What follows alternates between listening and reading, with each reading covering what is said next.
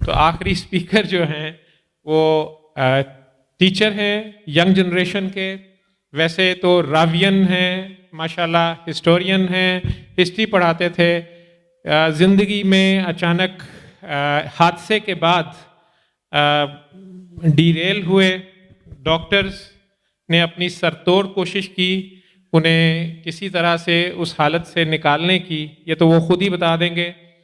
मुझे उनका यही फ़िक्रा नहीं भूलता कि मैं नशा करता हूँ और मुझे डॉक्टर्स नशा देते हैं और मेरा नशा ख़त्म नहीं होने देते। तो मैं पहले दिन जब क्लिनिक पे उन्होंने ये बोला तो मैं कभी ऑफेंड नहीं हुआ। मैंने बड़ा एग्रेसिवली इन्हें सुना और इनके जितना अमालनामा इन्होंने पकड़ा हुआ था, बड़े बड़े साइकेट्रिस्टों के पेपर्स थे, फिजिशंस के, वो सारा भी खंगाला। लेकिन बहरहाल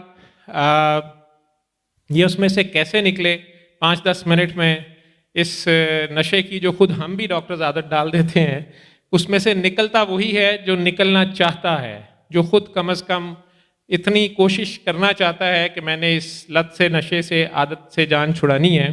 अल्लाह करीम फिर उसकी मदद फरमाते हैं। ज़ुहैब अमीन साहब को मैं रिक्वेस्ट करूँगा कि वो 5-10 मिनट में अपनी ज़िंदगी का खुलासा, अब अपने शौक़ से इनके स्कूल वालों के रिक्वेस्ट पे, बल्कि अब ये बच्चों के इस्लामियात के हर दिल अजीज़ टीचर भी हैं हिस्ट्री के साथ। ओ लेवल, ए लेवल के बच्चे जो हैं, लाहौर में एक नाम है इनका। लेकिन बहरहाल इस वक्त तो इनकी अपनी ज़िंदगी ज़्यादा इम्पॉर्टेंट है। ज़ुहैब अमीन। अस्सलाम वालेकुम। जैसे डॉक्टर साहब ने बता ही दिया है कि मैं एक टीचर हूँ। जी, मैं नशा करता था और लाहौर के सारे डॉक्टर्स मुझे ये नशा देते थे। आज आप लोगों के सामने खड़ा हूँ एक गवाही देने, अपने दूसरे जन्म की कहानी सुनाने। अपनी अर्ली 20s में था, गवर्नमेंट कॉलेज से पढ़ा, रावियन, टीचर बन गया, शॉर्ट टाइम में काफ़ी फेम मिल गया,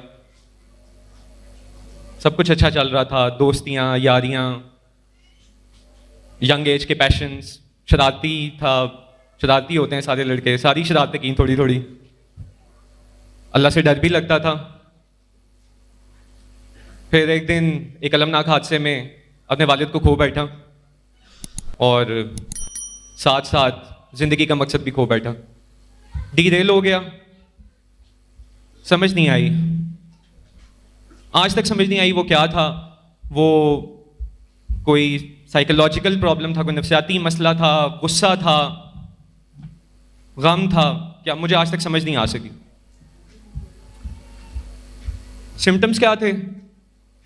नींद नहीं आती थी, इस्तराब, परेशानी, सोचें, मनफी सोचें, सुसाइडल थॉट्स। कोई मकसद नहीं रहा तो ये सब आना शायद लॉजिकल ही था। बिलाखिर डॉक्टरों के पास पहुंचा, एक डॉक्टर, 2 डॉक्टर, 3 डॉक्टर, डॉक्टर भी बढ़ते गए और दवाइयों की तादाद भी बढ़ती गई। वैसे हमारे भी कैसे दौरे में याद होते हैं, अगर बता के दें तो वो नशा होता है और अगर बिन बताए दें तो वो एंटी साइकोटिक्स होती हैं। मैंने इनको भुगता है अपनी ज़िंदगी के 3-4 साल। मज़ेदार बात यह है कि जब एक डॉक्टर की दवाई रिलीजियसली खाने के बाद मुझे सुकून नहीं मिलता था, तो जब किसी नए डॉक्टर के पास जाता था तो वो पुरानी गोलियों में एक और गोली ऐड कर देता था। दवाइयों का मज़ा भी आना शुरू हो गया। वो दवाइयाँ ऐसी होती थीं, जिसने खाई हैं ज़िंदगी में शायद वो अच्छे तरीके से जानता होगा। उनको छोड़ते हैं तो जिस्म में दर्द होनी शुरू हो जाती है, उस दर्द को ख़त्म करने के लिए फिर एक और दवाई। अपने आप को कर्ज भी करता था कि मैं कैसा टीचर हूँ, बच्चे मेरे बारे में क्या सोचते होंगे। मेरी ज़िंदगी का बहुत मुश्किल दौर था, इन सोचों से मैं बाहर नहीं आ पा रहा था। एक गड़ा था, ऐसे लगता था जिसमें गिरता ही जा रहा हूँ, गिरता ही जा रहा हूँ, गिरता ही जा रहा हूँ। उलेमा के पास गया, पीरान के पास भी गया, नमाज, रोजे, तस्बीहां, सब कुछ किया, कोई फर्क नहीं पड़ा। क्या करता मैं, किसके पास जाता? जिसने जो कहा मैंने कर लिया। लेकिन कोई भी चीज़ असर नहीं कर रही थी।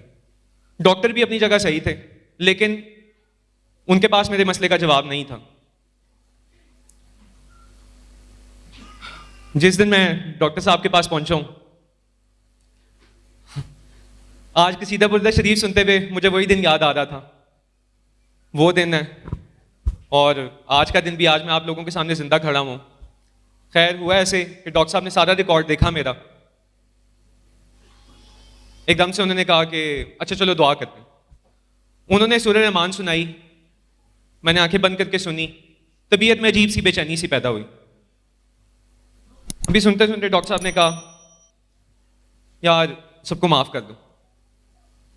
खैर बहुत सारे गिले शिकवे थे।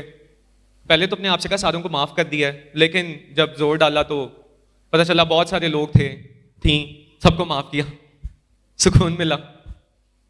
पुराने धोखे याद आए जिन्होंने दिए थे, जिनको दिए थे। सब कुछ अच्छा बुरा सारी फिल्म चली आंखों के सामने। अचानक डॉक्टर साहब ने कहा यार अल्लाह को माफ कर दो। हैं? अल्लाह को माफ कर दो? अभी इसी सोच में ही था कि डॉक्टर साहब ने कहा यार अपने आप को भी माफ कर दो, अपने आप को माफ कर दो। ठीक है। अगली बात जो उन्होंने कही, वो बात सुनते ही मेरी पाँव के नीचे से जमीन निकल गई। डॉक्टर साहब ने कहा हुजूर के सामने जाओ। मैं जिंदगी में कभी नहीं डरा, लेकिन मैं उस दिन डरा। कभी सोचा ही नहीं था कि कभी हुजूर के सामने भी पेश होना पड़ेगा।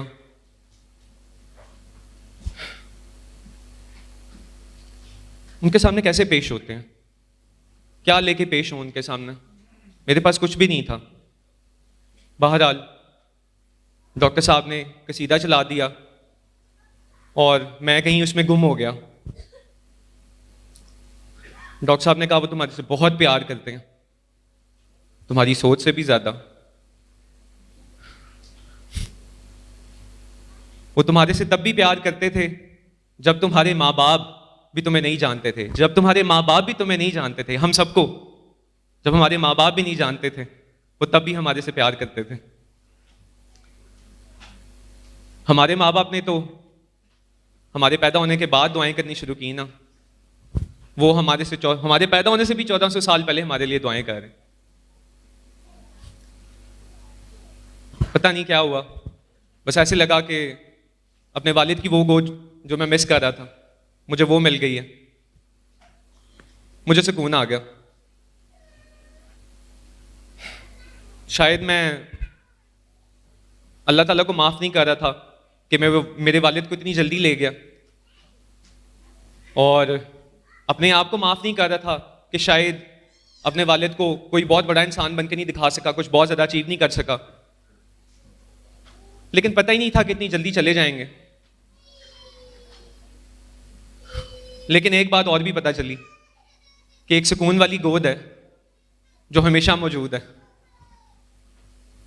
और वहां पर सुकून ही सुकून है। डॉक्टर साहब ने कहा आज से सही हो, लेकिन पढ़ा लिखा था, खुद भी पढ़ता था कि इन दवाइयों के एकदम से नहीं छोड़ते। फिर डॉक्टर साहब ने ही कहा कि एक बड़े अच्छे डॉक्टर हैं अकरम हमदानी साहब, कर्नल अकरम हमदानी, CMH में बैठते हैं। मैं उनको भी सैल्यूट पेश करना चाहता हूँ अगर वो देख रहे हैं। वो मैंने सुना कि पेशावर चले गए हैं। मुझे इस फील्ड में अगर कोई इंसान मिला तो वो थे जिन्होंने मेरे मसले को समझा। दवाइयाँ क्योंकि बहुत ज़्यादा थी, उन्होंने बस जो बेहतर समझा बस 1-2 गोलियाँ कर दी, और आहिस्ता आहिस्ता मेरी ये तमाम साइकेट्री की दवाइयाँ छूट गई, और आज मैं आप लोगों के सामने खड़ा हूँ, जिंदा हूँ, गवाही दे रहा हूँ।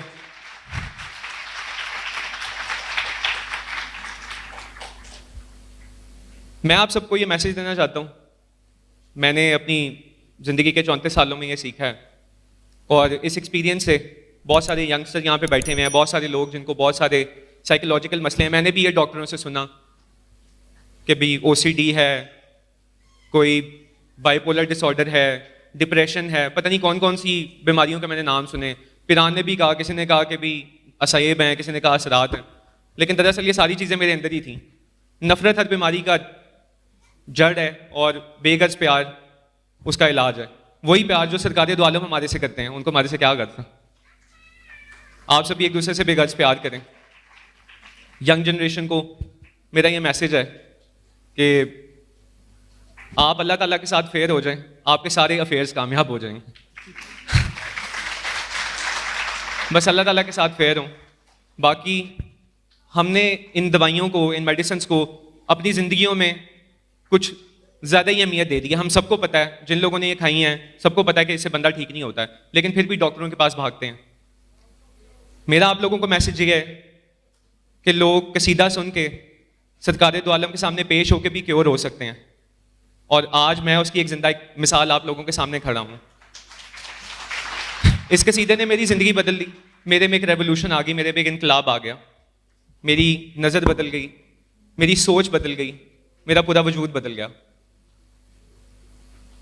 जो यंग जनरेशन है, मैं उनको ये कहना चाहता हूँ कि ज़िंदगी की किसी चीज़ में सुकून नहीं मिलेगा आपको। ये रिलेशनशिप्स, ये बॉयफ्रेंड गर्लफ्रेंड, सूटे, नशे, दवाइयाँ, अगर आपको कोई भी ज़हनी मसला है तो ये सहारे आपको मदद नहीं करेंगे।